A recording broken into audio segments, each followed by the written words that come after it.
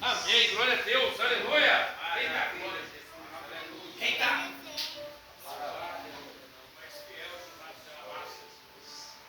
Abra comigo a sua Bíblia. Mateus, capítulo 18. Amém. Glória. Versículo de número 23. Pode se assentar. Jesus. Aleluia. Jesus. Mateus capítulo 18.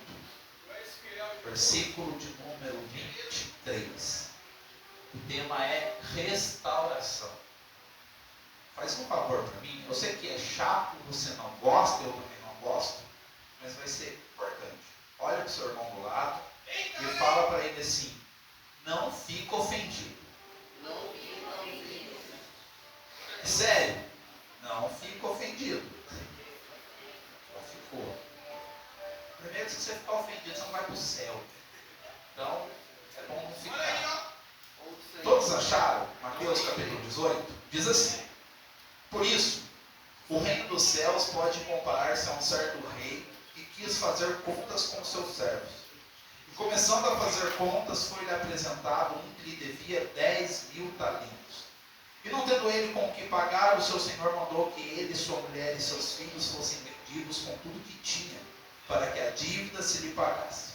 Então, aquele servo, prostrando-se, o reverenciava, dizendo: Senhor, seja generoso para comigo, e tudo te pagarei. Então, o senhor daquele servo, movido de íntima compaixão, soltou e perdoou-lhe a dívida. Saindo, porém, aquele servo encontrou um dos seus conservos, que lhe devia 100 dinheiros, ou 100 denários, aí na sua tradução. E lançando mão dele, sufocava-o, dizendo: paga-me o que deves. Então, o seu companheiro, prostrando-se aos seus pés, rogava-lhe, dizendo: seja generoso para comigo, e tudo te pagarei. Ele, porém, não quis, antes foi encerrá-lo na prisão, até que se pagasse a dívida. Vendo, pois, os seus conservos o que acontecia, contristaram-se muito, e foram declarar ao seu senhor tudo o que se passara. Então, o seu senhor, chamando a sua presença, disse: servo malvado, perdoei-te toda aquela dívida, porque me suplicastes. Não devias tu igualmente ter compaixão do teu companheiro, como eu também tive misericórdia de ti? E indagando o seu senhor, o entregou aos atormentadores, até que se pagasse tudo o que devia. Assim vos fará também meu Pai Celestial, se do coração não perdoardes a cada um do seu irmão as suas ofensas. Amém? Glória a Jesus. Irmãos, essa história, ou essa parábola, nasceu do verso anterior, nasceu de uma pergunta. Olha o que o Pedro pergunta lá no versículo 21. Então, Pedro, aproximando-se dele, disse: Senhor, até quantas vezes pecará o meu irmão contra mim, e eu lhe perdoarei? Até 7? Jesus lhe disse: não te digo que até 7, mas até 70 vezes 7. Quando Pedro faz essa pergunta, Jesus inicia a parábola.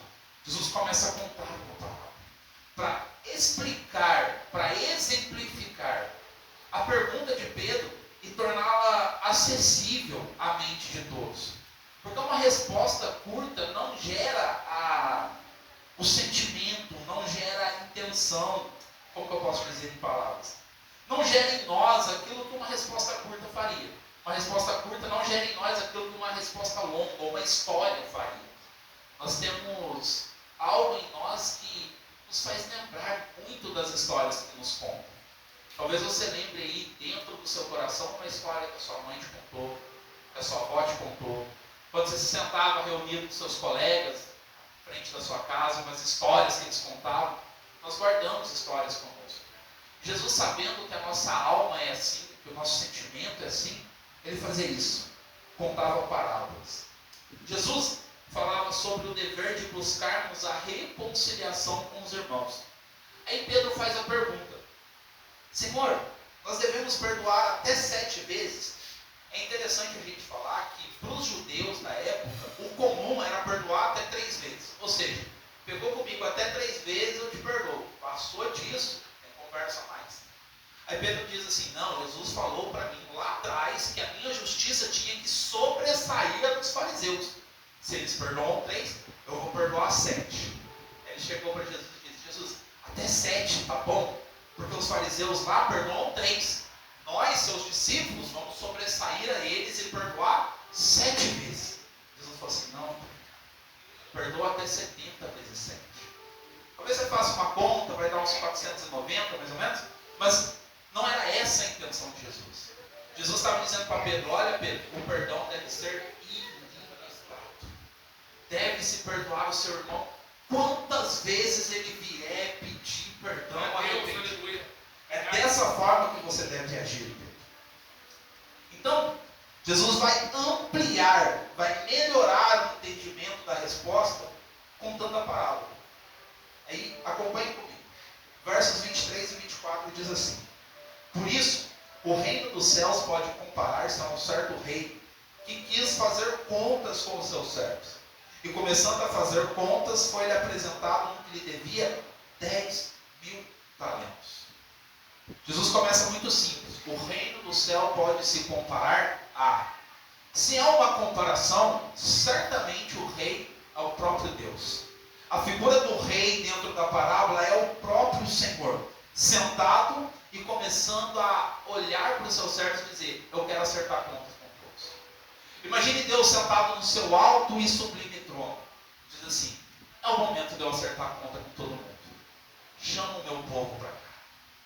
E olha, a parábola não está dizendo a respeito de todos.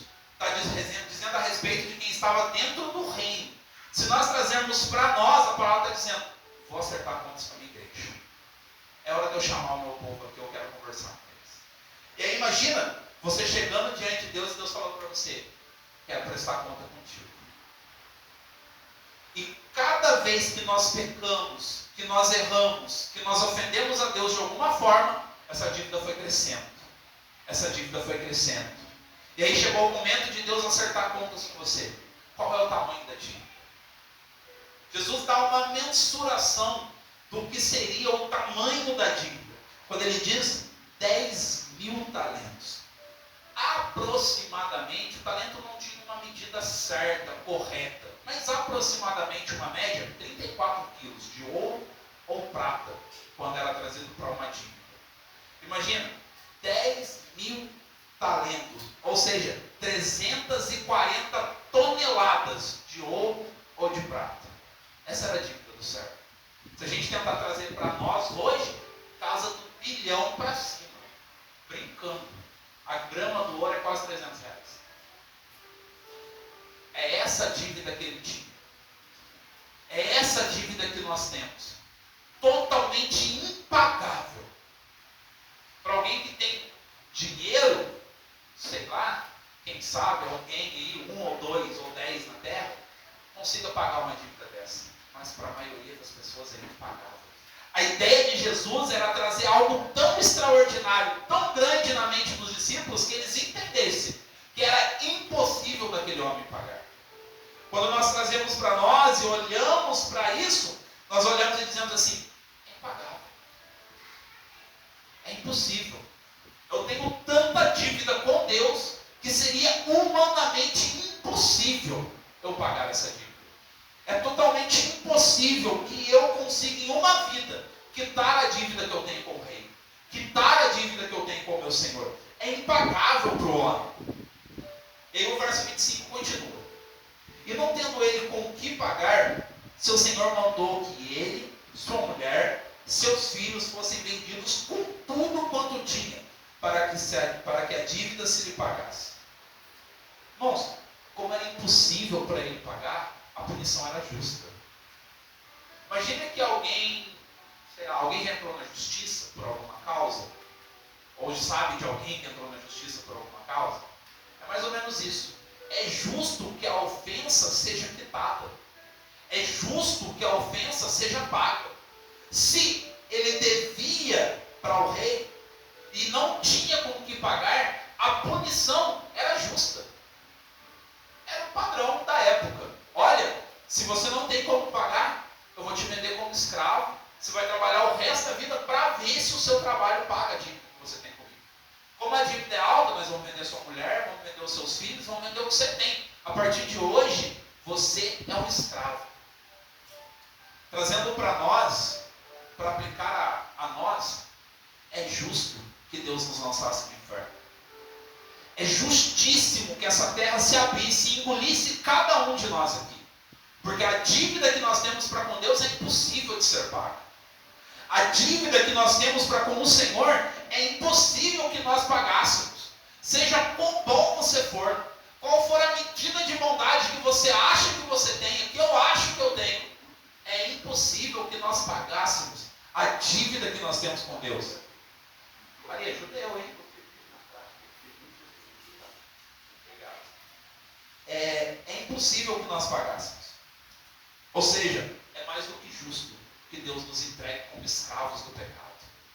É mais do que justo que Deus vire as costas para cada um de nós e nos abandone, como diz Romanos 1. É justíssimo que nós sejamos tão escravos do pecado e morremos nele e sermos lançados no inferno. Seria essa a justiça de Deus totalmente aplicada na minha vida, na sua vida. Então, o que acontece? Verso 26. Então, aquele servo prostrando-se o reverenciava, dizendo: Senhor, seja generoso para comigo, e tudo te pagarei. É impossível. O rei sabia, não dá para pagar. Então, o senhor daquele servo, movido de íntima compaixão, soltou e perdoou-lhe a dívida. Com a reverência veio a compaixão.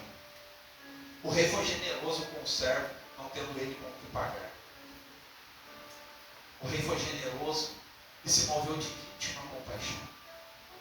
Olhou para mim, olhou para você, nos viu nas nossas fragilidades, nos viu nos nossos pecados, nos viu dentro das nossas falhas. E se ele fosse aplicar a justiça, ele falaria: todos merecem o inferno. Mas por causa da reverência, porque um dia nós nos prostramos aos pés de Cristo e dissemos: Senhor, tem misericórdia de mim. Quando nós tivemos compreensão do quão pecadores nós somos e corremos para o Calvário, Jesus se moveu de íntima compaixão de nós e nos perdoou a dívida que era impagável. Colossenses capítulo 2, verso 14 diz assim: havendo riscado a cédula que era contra nós nas suas ordenanças, a qual de alguma maneira nos era contrária, e a tirou do meio de nós, cravando-a na cruz. Não havia como pagarmos a dívida, mas Deus, movendo de íntima compaixão de nós, enviou o seu Filho para que pagasse o preço que nós não poderíamos pagar. Ou seja, como diz Paulo em Romanos capítulo 1, agora nenhuma condenação há para aqueles que estão em Cristo Jesus. A sua dívida foi paga. O tetelestai na cruz, que significa no grego, um dos significados é o boleto não pago. Sabe aquele boleto bonito que você pega quando você compra um carro, ou compra uma casa, ou cria uma dívida gigantesca? É como se Jesus colocasse lá na última folha: está pago, está quitado, não tem mais dívida. O rei olhou para você e falou: pode ir, está tudo quitado. Era uma dívida impagável, mas eu assumo o prejuízo dela por você. Eu pago o preço dela por você. Eu fico no prejuízo no seu lugar. Eu morro para que você tenha vida. Se nós entendêssemos isso, nós passaríamos muito além do que nós estamos. A partir do momento que Deus perdoou em Cristo, todo o nosso pecado foi perdoado. Toda aquela dívida impagável foi cancelada. É como se zerasse o boleto e ele fosse quitado. Mas lá no versículo 28 diz assim: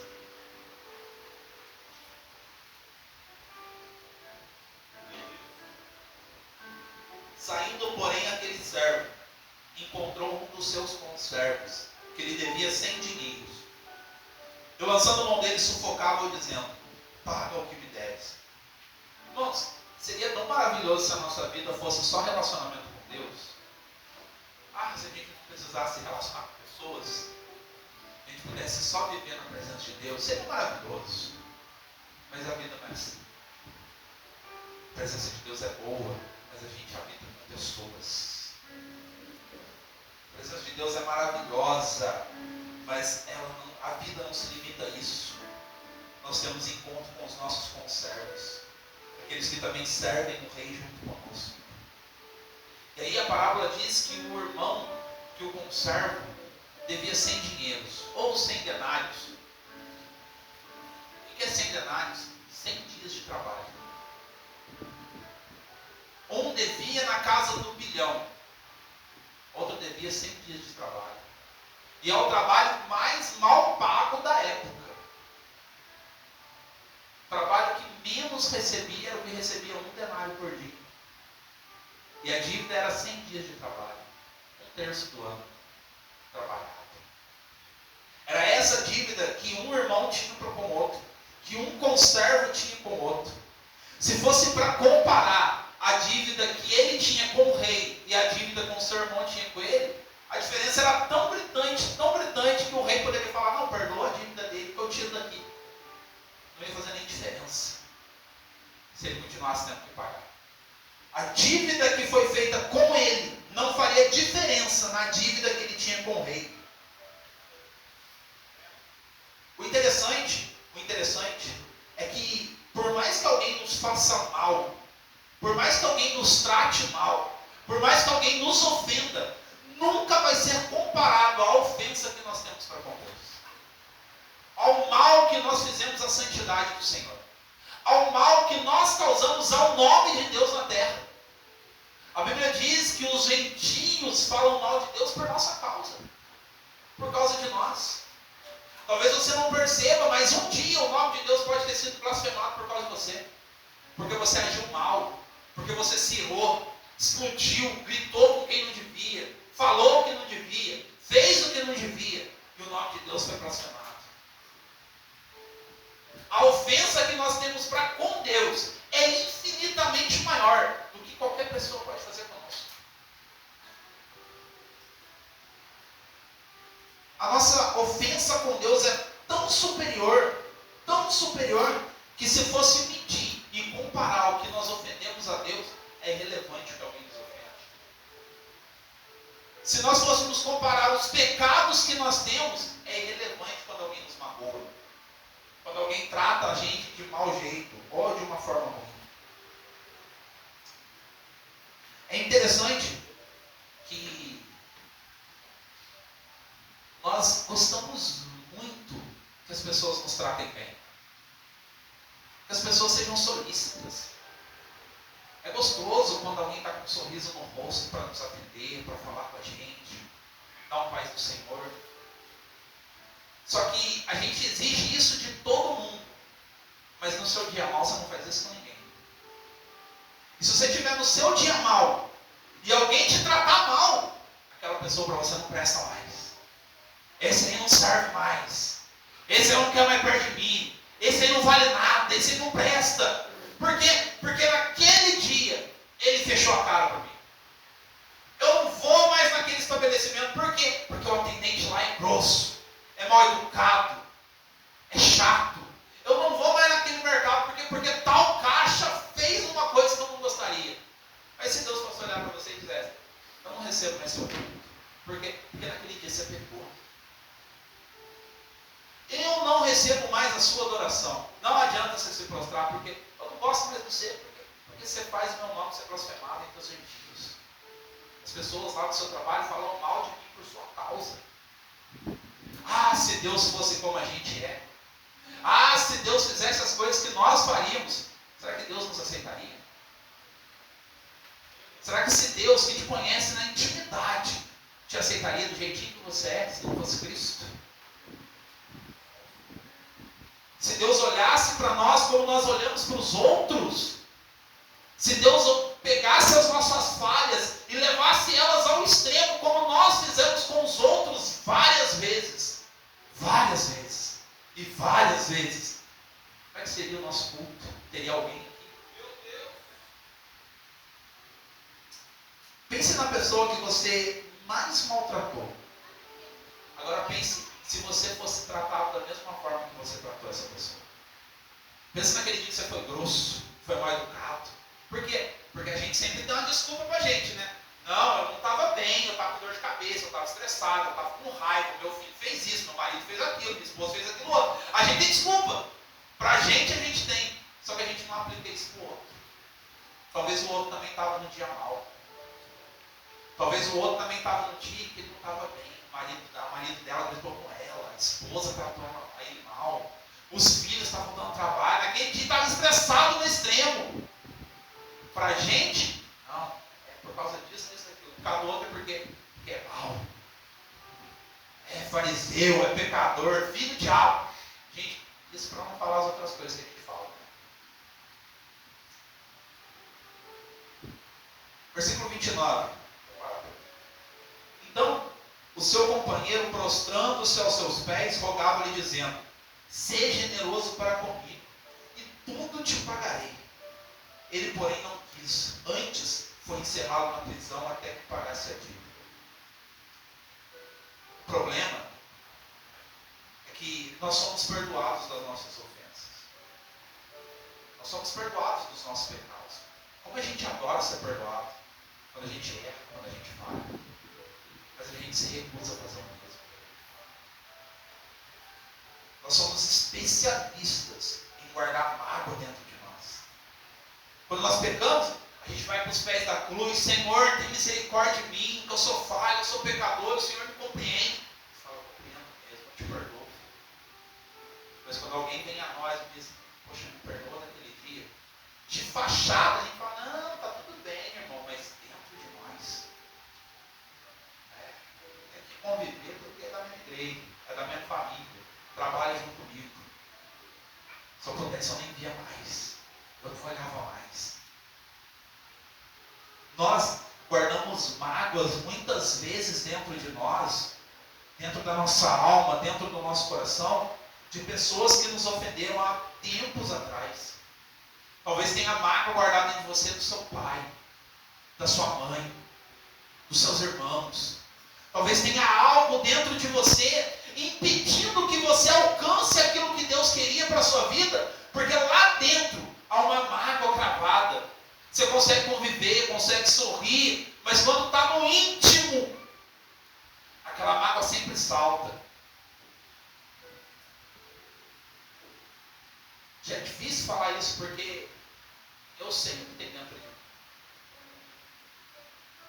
Nós sabemos a mágoa que nós carregamos. Nós sabemos contra quem nós temos mágoa. Dores dentro da alma, sabe? Pessoas que nos machucaram e às vezes elas nem sabem disso, porque você vai dar um sorriso para ela, você trata bem, você é educado, porque nós somos crentes, é o mínimo que se espera de nós. Mas quando essa pessoa sai de perto, você lembra: poxa, poxa, fez isso para mim. Às vezes são pessoas tão próximas, e é normal ser pessoas próximas. As pessoas mais próximas de nós, as que mais têm poder de nos ferir. Ninguém vai te ferir tanto quanto alguém que mora dentro da sua casa. Porque o estranho é vez ou outra. Agora, sua mãe, seu pai, seu cônjuge, seus filhos, eles têm poder de te ferir. De verdade, de magoar a alma. Você fala: poxa vida, doeu. Doeu. E a gente tem algo, tem um ditado que a gente diz assim: poxa, essa pessoa um dia vai me pagar. Um dia Deus vai cobrar isso dela. Um dia ela vai me pagar por tudo isso que ela fez. Aí a gente lembra até da música da Damares. Me viu passar na prova da Damares.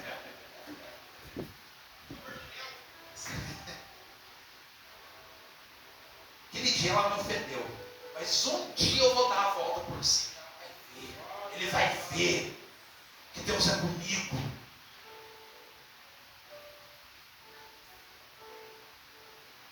Se nós olhássemos para aquilo que Deus perdoou de nós, se nós olhássemos para dentro de nós de verdade e falássemos: poxa vida, quão miserável eu sou, quão pecador eu sou.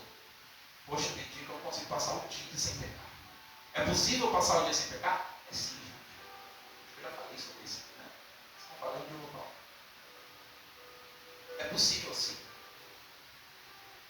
Mas nossa maldade é tanta, que é difícil o dia que a gente chega no final do dia e fala: Senhor, hoje foi um bom dia. Hoje eu exaltei o teu nome. Hoje o teu nome foi glorificado através da minha vida. De tão mal que nós somos. Nós até, Dizemos que perdoamos, que está tudo bem. Só que a mágoa dentro de nós também é pecado. Essa mágoa dentro de mim, dentro de você, nos impede de sermos verdadeiramente restaurados por Deus. Impede de que eu e você avancemos no reino. Aí você fala assim, por que eu não consigo sentir tanta presença de Deus? Por que eu não consigo entrar na presença de Deus? Por que eu não consigo ir além disso? Por que a presença do Espírito não flui? O Espírito Santo está dizendo para nós hoje, tira a mágoa do peito. Tira a ofensa. Mas faz tanto tempo, a pessoa já até morreu. Libera o perdão para ela. Entenda que você é mais pecador do que ela poderia ter pecado com você. Que você ofendeu mais ao rei do que ela poderia ter te ofendido. E vamos ser sinceros. Eu ouvi isso de uma mulher muito sábia. A gente é mais mal do que as pessoas falam de nós. A pessoa fala que você é mal educado. Eu sou bem mais mal educado do que ela acha. A pessoa fala que eu sou grosso, que eu sou egoísta, que eu sou egocêntrico. Só que se ela soubesse a verdade, ela falaria coisa pior de mim. Porque eu sou bem pior do que as pessoas falam. As pessoas conhecem facetas de nós. Ninguém te conhece por completo de verdade. Somente o seu cônjuge. E olha lá, alguns ainda, hein? E Deus. Deus te conhece na integridade. Ele sabe cada falhazinha que você tem. Cada pecadozinho. Cada pensamento pecaminoso, malicioso, pornográfico que passa na sua cabeça. Deus sabe. Ah, se as pessoas soubessem tudo que passa na nossa mente. O que a gente queria falar de fato na hora. Então a gente é bem pior, porque qualquer um pode falar. A gente merecia ser bem mais maltratado do que qualquer um pode nos maltratar. Porque na verdade o justo seria um inferno para nós. Não uma má educação aqui ou ali. Deixa eu continuar aqui, que o celular apagou. Só que a gente acha que é justo eu cobrar a dívida. É justo eu ficar magoado, porque, poxa, a pessoa me ofendeu. A pessoa pisou na bola comigo. Mas olha o que Jesus diz a respeito disso. Mateus capítulo 5, verso 38 em diante. Diz assim, se você quiser abrir aí, tudo bem, se não quiser eu vou ler aqui. Ouvistes o que foi dito, olho por olho e dente por dente. Eu, porém, vos digo, que não resistais ao mal, mas se qualquer te bater na sua face direita, oferece-lhe também a outra. Você acha que Jesus está falando de dar tapa na cara dos outros? Jesus está falando de ofensa. Se alguém te ofender, abre um sorriso no rosto. Dá um sorriso para ela. Se ela te ofender de novo, está tudo bem. Está tudo certo. 40. E ao que quiser pleitear contigo e tirar-te a vestimenta, dá também a capa. Se qualquer te obrigar a caminhar 1 milha, vai com ele 2. Dá a quem te pedir e não te desvie daquele que quiser lhe prestes. Ouviste o que foi dito, amarás ao teu próximo e aborrecerás o teu inimigo. Eu, porém, vos digo, amai os vossos inimigos. Quem que é o meu inimigo, Rafa? Aquele um que não gosta de mim? É. Aquele um que te ofendeu? É.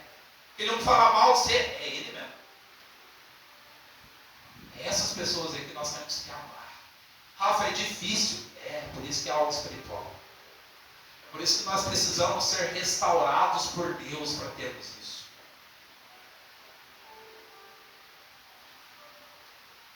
Amais vós, bendizei os que vos maldizem. Falam mal de você? Fala bem deles. Fazei bem aos que vos odeiam. E orai pelos que vos maltratam e vos perseguem. Só aí, versículo 45. Só aí vai estar escrito: para que sejais filhos do Pai que está no céu. Quem que é o filho? Aquele que ama o inimigo.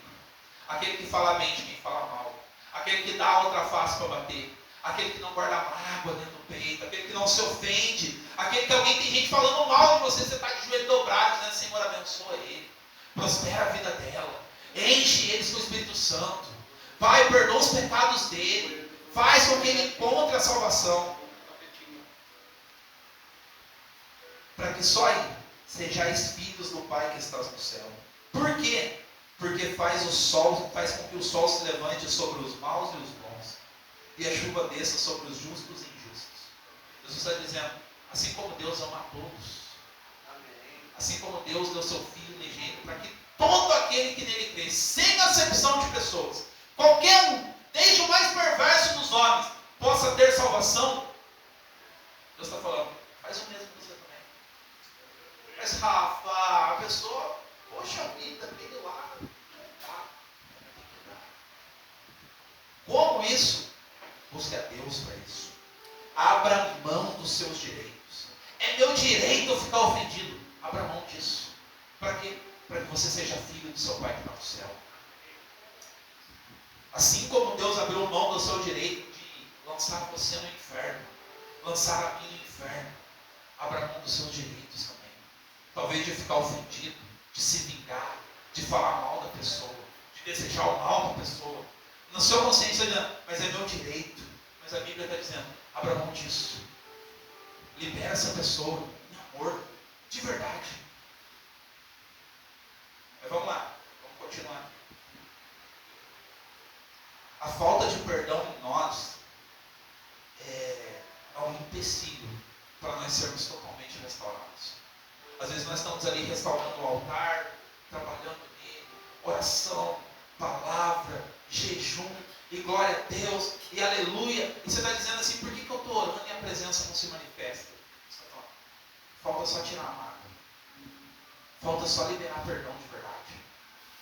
Falta só liberar aquela pessoa em amor. Em amor de verdade. A Bíblia costuma chamar esse sentimento de raiz de amargura.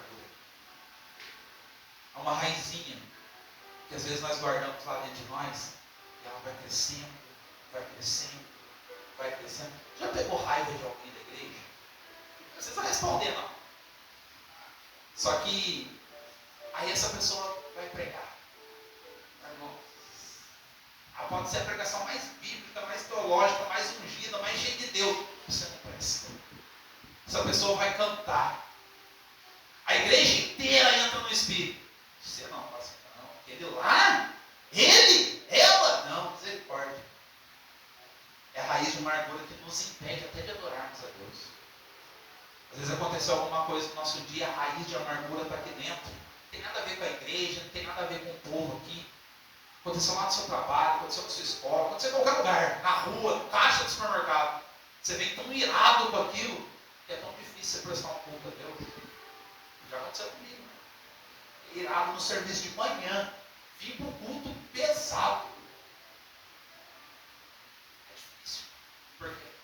Nós temos isso dentro de nós. Olha o que diz Hebreus, capítulo 12, verso 14. Todos nós sabemos de cor. Sem santificação ninguém verá. Mas é só isso que diz o texto? Nossa, perdão agora, misericórdia. Seguir a paz com todos e a santificação, sem a qual ninguém verá a Deus. Talvez você seja santo, mas vai chegar naquele dia e você vai ter uma surpresa. Talvez quem olhe para você veja uma santidade, mas você não seguiu a paz com todos. Lá dentro do seu peito tinha mágoa, tinha ofensa, tinha ira, tinha uma raiz de amargura brotando. Versículo 15 diz assim: tendo cuidado de que ninguém se prive da graça de Deus, e de que nenhuma raiz de amargura brotando vos perturbe, e por ela muitos se contaminem. Eu vi uma pessoa que tem mágoa dentro do peito, a contamina os outros que estão ao redor. Fala mal de um, fala mal de outro, fala mal do outro, e aí quando você está com raiva da pessoa que você nem conhece. Pegou mágoa de uma pessoa que você nunca viu na vida. Por quê? Porque alguém está contaminado. Pessoas ofendidas dentro da igreja criam divisão dentro do ministério. Criam divisão dentro da assembleia. Vamos lá, vocês continuarem. Se a gente olhar bem no versículo 14, não é só a santificação que nos impede de ver a Deus. É a falta de paz com os irmãos. É a ira no peito. Como eu disse, você pode ser santo em tudo. Mas se você tem mágoa do seu irmão, você não vai ver a Deus. Preciso correr aqui para a gente acabar. Versículo 31 e 32. Vendo, pois, os seus conservos o que acontecia, contristaram-se muito e foram declarar ao seu senhor tudo o que se passava. Então o seu senhor, chamando a sua presença, disse: servo malvado, perdoei-te toda aquela dívida porque me suplicaste. Uma hora nós vamos chegar diante do Senhor. Isso aí vai ser uma questão. Talvez você chegue diante de Deus: Senhor, no teu nome eu orei, no teu nome eu profetizei, no teu nome eu falei línguas estranhas. Senhor, fui santo em todos os caminhos. Aí Jesus vai dizer para você: eu nem te conheço. Qual que é a base disso? Você diz que ama a Deus, mas odeia o seu irmão. Nunca conheceu a Deus de verdade. Tem mágoa dentro do peito do seu irmão. Nunca conheceu a Deus de verdade. Uma hora nós chegaremos diante do Senhor e essa vai ser a questão. Se não perdoarmos a todos, nós chegaremos diante de Deus e ouviremos isso. Versículo 33. Não devias tu igualmente ter compaixão do teu companheiro, como eu tive misericórdia de ti? Indignado, o seu Senhor entregou aos atormentadores. Nossa, essa palavra é muito forte, irmãos. Quem não perdoa causa indignação em Deus. Raiz de amargura dentro do peito. Deus olha para você indignado. Você tem noção do peso disso? Já ficou indignado com alguma coisa? Mas não é possível que isso aconteceu. Deus olha para você e fala assim: não é possível que eu perdoei tanto dele. Ele não consegue perdoar essa coisinha pequena. Não é possível que eu tirei ele do inferno e ele não consegue perdoar a pessoa que falou mal dele. Ele é pior do que a pessoa falou. É esse sentimento que nós causamos em Deus. Indignado, o Senhor os entregou aos atormentadores, até que pagasse tudo o que devia. Assim vos fará também seu Pai Celestial, se no coração não perdoardes cada um dos seus irmãos suas ofensas. A ofensa que nós guardamos dentro de nós é um empecilho para nós vermos a Deus. A falta de perdão dentro de nós nos impede de vermos a Deus. E isso não é só na glória, não. É agora. Por que nós não avançamos espiritualmente? Estamos impedindo de ver a Deus, de ver aquilo que Deus quer para nós, de ver o próximo passo no nosso ministério. Deus está falando para você: você veio até aqui, libera perdão que eu te faço avançar. Libera essas pessoas que estão dentro do seu peito, que estão te causando mágoa, que estão te causando dor, e eu te faço avançar. Maravilha. Mateus capítulo 5, versos 23, eu já estou encerrando. Aguenta só mais um pouquinho. Portanto, se trouxeres a tua oferta ao altar, aí te lembrares que o teu irmão tem alguma coisa contra ti, deixa ali diante do altar a tua oferta, e vai reconciliar-te primeiro com o teu irmão, e depois vem e apresenta-te a tua oferta. Concilia-te depressa com o teu adversário enquanto estás no caminho com ele, para que não aconteça que o adversário te entregue ao juiz, o juiz te entregue ao oficial e te encerre na prisão. Em verdade te digo que de maneira nenhuma sairás dali enquanto não pagares o último centil. Mágoa no peito, dor no coração, ofensa guardada em si, nem nosso culto Deus recebe. Eu quero restauração, glória a Deus, aleluia, bate o pé, pula, roda, mas a mágoa está dentro do peito. Deus está dizendo para nós assim: eu não aceito seu culto. Enquanto você não for lá e se reconciliar, eu não aceito o seu culto. Eu não recebo a tua oferta. Não interessa o valor do seu dízimo. Não interessa o quão alto você grita glória a Deus, o quanto você fala em língua estranha, o quanto você prega bem, o quanto você canta bem, o quanto você faz qualquer coisa bem. Deus está dizendo assim: eu não recebo. Enquanto você não se reconciliar com seus irmãos.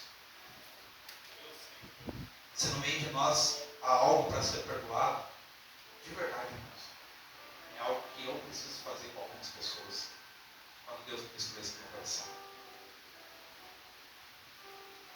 Nós precisamos ir até elas, olhar para elas e dizer: eu guardei mágoa de você, meu coração está virado com você por muito tempo, me perdoa por isso. Aquilo não me ofende mais. Só que para fazer isso você precisa perdoar de verdade. Precisa perdoar dentro de si primeiro. Precisa orar a Deus para que Deus tire essa mágoa de dentro do peito. Quando Deus tirar essa mágoa de dentro de você, vá até a pessoa. Porque é o que diz o texto de Mateus: vá se reconciliar com o seu irmão. Ah, mas ele nem sabe. Mas vai, você sabe. Você conhece seu peito. Eu encerro aqui. Colossenses capítulo 3, verso 12. Revesti-vos, pois, como eleitos de Deus, santos e amados, de entranhas de misericórdia, de bondade, de humildade, mansidão, longanimidade, suportando-vos uns aos outros e perdoando-vos uns aos outros. Se alguém tiver queixa contra outro, assim como Cristo vos perdoou, fazei assim também. Como que eu vou fazer isso? Verso 14. E sobre tudo isso, revestidos de amor, que é o vínculo da perfeição. Como que eu alcanço tudo isso? Amor. De verdade, nós precisamos amar uns aos outros. E qual é o fruto disso tudo? Versículo 15. E a paz de Deus, para a qual também foste chamados em um corpo, domine em vossos corações e sedes agradecidos.